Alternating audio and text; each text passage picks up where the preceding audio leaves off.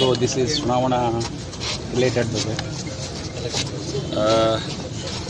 बोम्मई जी का जो बजट है, सर ऊपर देखिए, अगर मैं उसे 3 शब्दों में बताऊं तो वो जो बजट है वो है कीवी मेले हुआ जुमला बजट।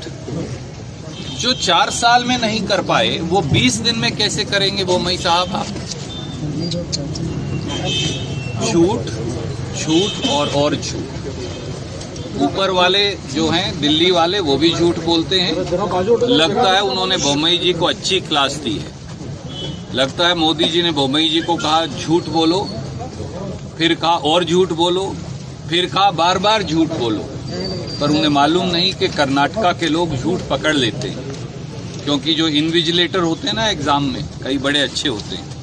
तो 6.5 करोड़ कन्नडिगास बहुत अच्छे इन्विजिलेटर्स हैं। पिछले बजट में 339 वादे उन्होंने किए थे, उसमें से 229 गवर्नमेंट ऑर्डर्स में रह गए और 100 के करीब जो हैं उनकी चर्चा ही कभी नहीं हुई।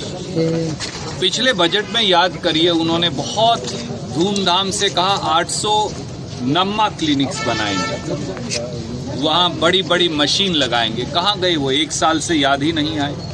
पिछले बजट में कहा था कि सूची स्कीम लागू करेंगे, 19 लाख बेटियों को लाभ मिलेगा। 1 साल से वो लागू करना भूल गए। पिछले बजट का जो पैसा था 2.5 लाख करोड़, उसमें से 1,50,000 करोड़ खर्च ही नहीं किया।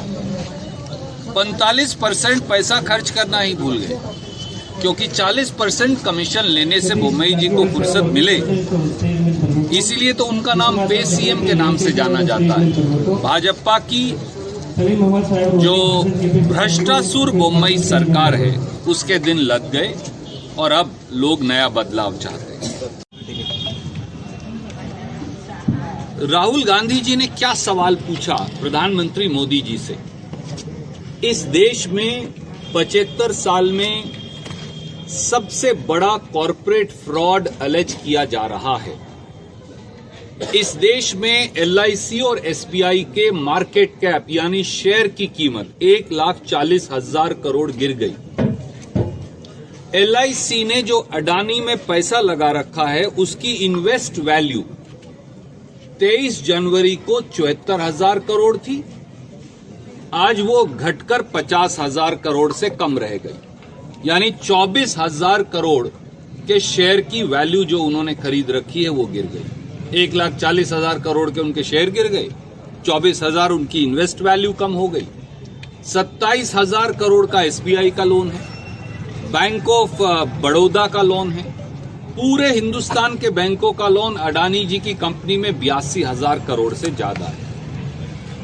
ऐसे में अगर कॉरपोरेट फ्रॉड के इल्जाम लगें, मॉरिशस में एक कमरे से 4 कंपनियां 42,000 करोड़ अडानी जी की कंपनी में लाएं, तो क्या पूछा जाना चाहिए कि नहीं कि ये काला धन है कि सफेद है, और किसका पैसा है जो टैक्स हेवन से आ रहा है, और क्या क्या और फ्रॉड हुए हैं। मोदी जी अडानी का नाम लेने से डरते हैं।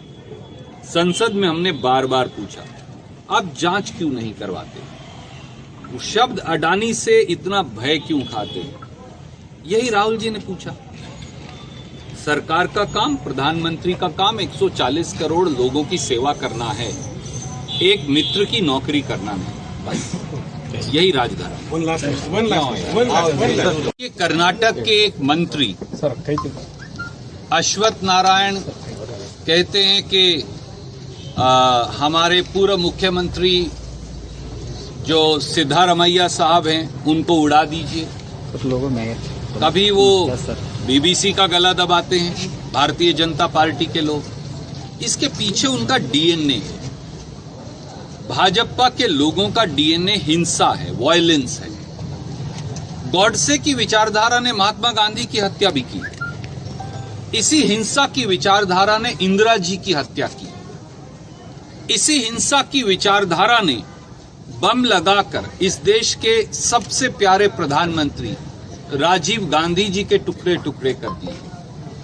इसी हिंसा की विचारधारा ने पंजाब के कांग्रेस के मुख्यमंत्री सरदार बेन सिंह को 1000 टुकड़े कर उनको हिंसा की वेदी पर बलि चढ़ा दिया।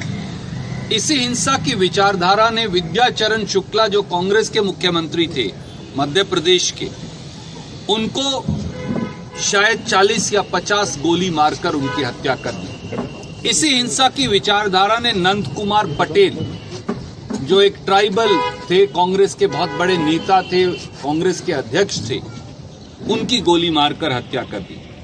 मैं केवल उन सबको जो अखबार का गला दबाएं या फिर कांग्रेस के नेताओं की हत्या की धमकी दें या उसे उकसाएं, उन्हें एक ही बात कहूंगा, हिंसा हार की निशानी है। जो लोग हार जाते हैं वो हिंसा पर उतर जाते हैं।